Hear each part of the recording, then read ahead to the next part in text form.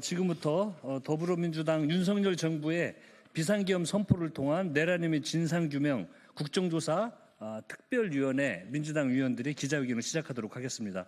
먼저 참석하신 분들 소개시켜드리도록 하겠습니다. 안규백 위원장님 오셨습니다. 추미애 대표님 오셨습니다. 김병주 의원님 오셨습니다. 민병덕 의원님 참석해 주셨습니다. 박선원 의원님 참석해 주셨습니다. 백혜련 의원님, 윤건영 의원님 참석해 주셨습니다. 그러면 기자회견문 낭독에 앞서서 우리 먼저 안규백 전 위원장님의 모두 말씀 듣도록 하겠습니다. 네, 모두 말씀에 앞서 먼저 촬영을 한번 하죠. 네, 앞에 와서 이 피켓팅을 한번 하고.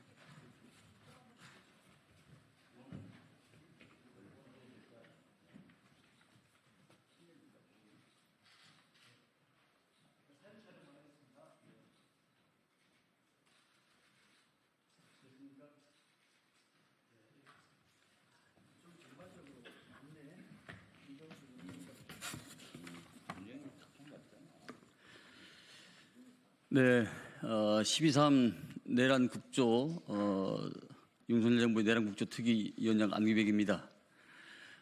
저희 특위 활동 기간 많은 이해와 또 응원과 협력을 보내주신 국민 여러분께 이 자리를 빌려 감사의 말씀을 드립니다. 오늘은 77주년 4.3 희생자 추모일입니다. 모두 발언에 앞서 반헌법적, 반인륜적 국가폭력에 희생된 분들의 넋을 기립니다. 길었던 불면의 밤을 지나 내일이면 새로운 대한민국의 첫 발을 내딛습니다. 윤석열의 내란은 대한민국 현대사의 시계를 수십 년 거꾸로 돌린 일대 대사건이었습니다. 내란은 주범이 되어 국민을 배신한 대통령을 파면하는 일에 왜 이렇게 오랜 시간이 필요한지 알 수 없습니다만 지금이라도 8대0 헌법재판관 전원일치의 단호한 심판으로 헌법의 저격에 베풀 관용은 한 털도 없다는 점을 분명히 선언하여야 합니다. 경고성 계엄이었다. 아무 일도 일어나지 않았다. 윤석열 일당은 온갖 헛소리로 진실을 은폐 축소하였습니다. 그러나 윤석열은 계엄 당일 2번, 3번 계엄을 선포하면 되는 거니까 계속 진행해라며 계엄군에게 명령을 내렸습니다. 계엄 해제가 의결된 지 2시간이 지난 새벽 3시에는 고위급 장교 34명을 태운 버스가 합참을 향해 계룡대를 떠나서 서울로 향하고 있었습니다. 그러나 명백한 증거 앞에서도 윤석열 일당은 뻔뻔했습니다. 심지어 이에 부안해동한 일부 군경마저 케이블 타이어는 국회 문을 잠그려 준비한 것이다. 김현태 707 특임 담장의 말입니다. 국회를 보호하려 했다. 목연태 국회 경비대장 말입니다. 계엄을 축소하고 책임을 희석시키는 시도를 반복했던 것입니다. 그러나 꽉 채운 손가락 사이로도 모래가 새어나오듯 제 아무리 감추려 하더라도 진실은 드러나게 돼 있습니다. 보십시오. 사람을 체포할 목적이 없었다는 군은 취재진의 사다리를 빼앗고 시민을 연행하고 심지어 케이블 타이로 기자를 체포하려 했던 것입니다. 국회를 보호하려 했다는 전 국회 경비대장은 국회의원은 물론이고 국회의장마저도 통제 대상으로 인식되었습니다. 만약 본회장에 모인 국회의원과 국회 앞에 모인 운집한 시민을 넘어 이들의 시도가 성공했다면 아마도 수십만 명의 피가 흥건히 흘렸을 것입니다. 그러나 탄핵소치 이후에 잠시 움츠렸던 내란 세력은 헌재의 선고가 지연되는 사이 다시 활개를 치고 있습니다. 헌법적 숙고의 시간이 어쩌면 살아날 수 있다는 메시지가 되어 극우 세력의 준동의 먹잇감이 되어버린 셈입니다. 그러나 내일 윤석열의 파면은 기정사실입니다. 저는 헌법재판관의 헌법적 양심과 지혜를 굳게 믿습니다. 민주주의, 법치주의 그리고 우리 헌법의 수호함에 있어 단 한 치의 주저함도 없을 것이라 확신합니다. 국회와 지방의회 그리고 정당의 활동과 정치적 결사, 집회, 시위 등 일절 행동을 금한다. 계엄을 밤 전국으로 퍼진 포령 1호의 무도함을 탄약고 안팎에서 준비했던 20만 4,329발 이것이 말해주고 있는 것입니다.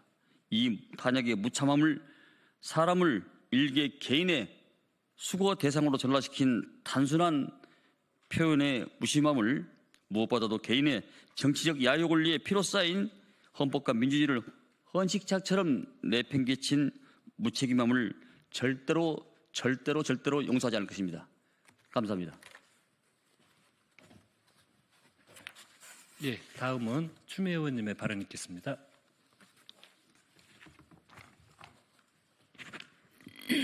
네, 오늘은 제주 4.3 77주년 되는 날입니다. 윤석열 내란 우두머리에 대한 파면 선고를 하루 앞두고 77주년 제주 4.3이 있다는 것은 제주 영령들께서 이 나라를 다시 정상으로 회복할 수 있도록 도와주십사 하는 기도가 통하도록 애끓는 마음이 간절하기 때문에 더욱 의미가 있는 것 같습니다. 제주 4.3은 국가폭력이었습니다. 국민을 보호해야 될 국가 공백기에 제주 4.3 희생자들은 또다시 탄생될 국가에 의해서 처절하게 7년간이나 짓밟혀야 했습니다. 그 문제를 푸는데 수영인 명부 발견하는데 무려 50년의 세월이 걸렸습니다. 그리고 보상까지 이루어지는데 20년이 더 걸려서 거진 70년 만에 이 문제가 막바지 완결을 앞두고 있는 것입니다. 이승만의 영구 집권, 단독 정부 구성, 이런 정치적 목표를 위해서 제주도민을 빨갱이로 가두어 왔고 또 그것이 오랫동안 벗겨질 수 없는 굴레로 작용을 했었습니다. 마찬가지로 윤석열 또한 자신을 향한 비판하는 국민들을 향해서 반국가 세력이라고 멸칭과 딱지를 붙이고 그들을 사회로부터 격리시키거나 적으로 만들려고 했던 것입니다. 자신의 영구 집권을 위한 권력 기반 강화, 이것이 또한 내란의 목적이었습니다. 그래서 이승만과 윤석열은 닮은 꼴인 것입니다. 우리가 국가 폭력을 한 번도 당대에 단호하게 징벌하지 못했기 때문에 광주 5.18이 신군부 집권 세력에 의해서 저질러졌던 것이고 또한 이번에 국회 계엄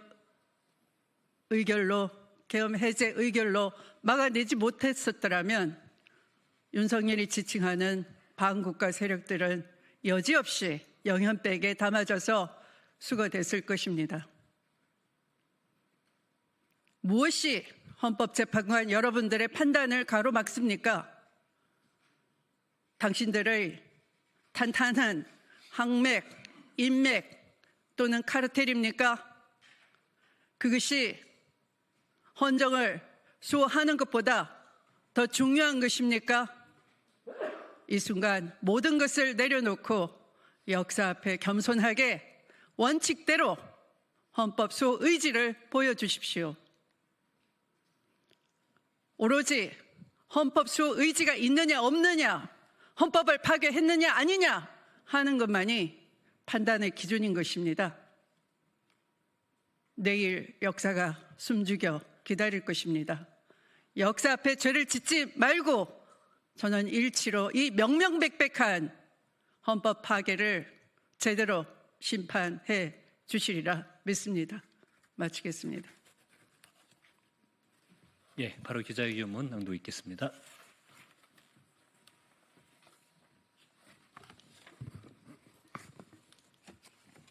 (12.3) 비상계엄은 명백한 위헌, 위법이다.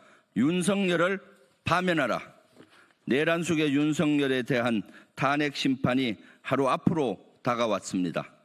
내일 헌법재판소의 윤석열 파면 선고는 2024년 12월 3일 비상계엄 선포 이후 무너져 내린 대한민국을 바로 세우는 기점이 되어야 합니다.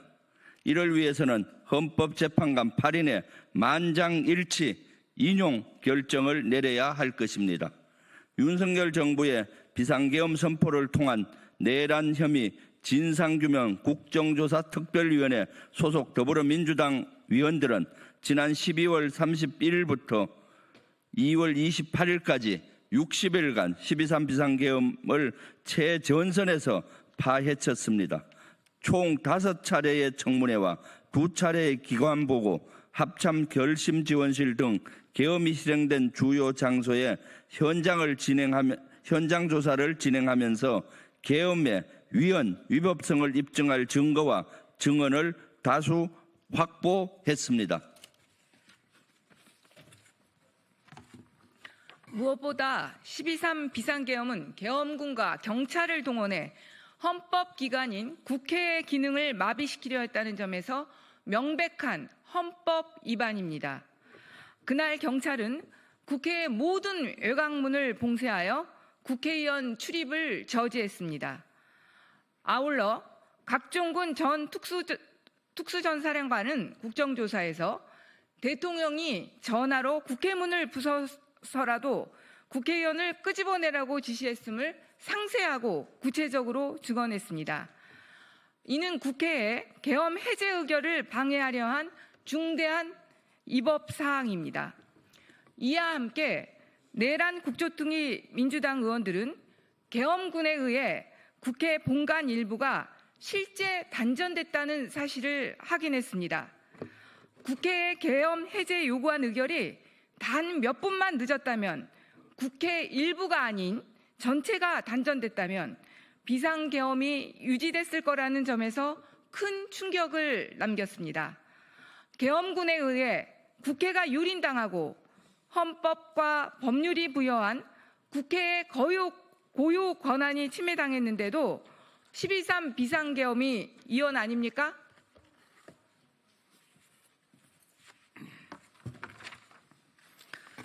내란 국조특위는 이른바 체포명단에 대한 구체적인 증언도 확인했습니다.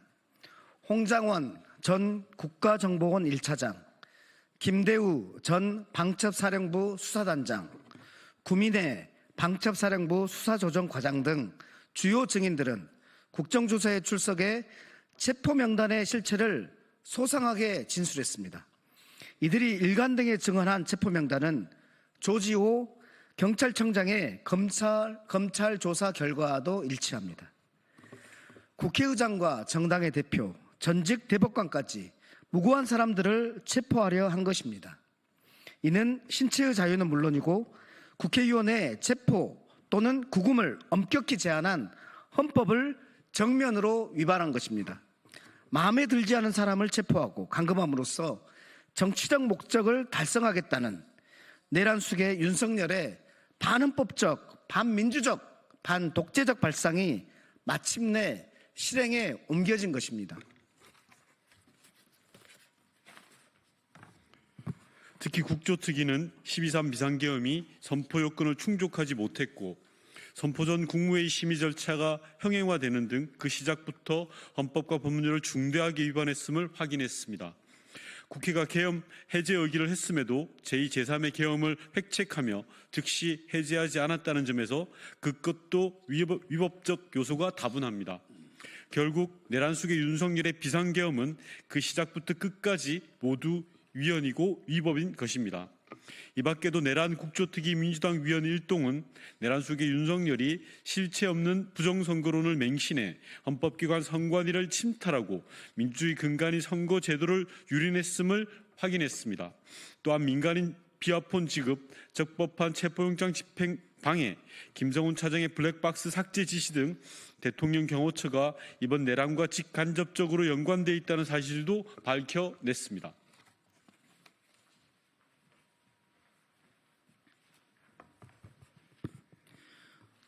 국정조사 활동이 마무리된 이후에도 12.3 비상계엄의 부당성을 증명하는 증거들이 쏟아져 나왔습니다. 최근에는 계엄군이 당시 현장을 취재하던 기자를 폭행하고 케이블 타이, 플라스틱 수갑으로 포박하는 영상이 공개됐습니다. 시민 피해는 없었다는 윤석열의 궤변도 케이블 타이, 플라스틱 수갑은 출입문 봉쇄용이라던 김현태 전 707 특임단장의 증언도 모두 거짓이었던 것입니다.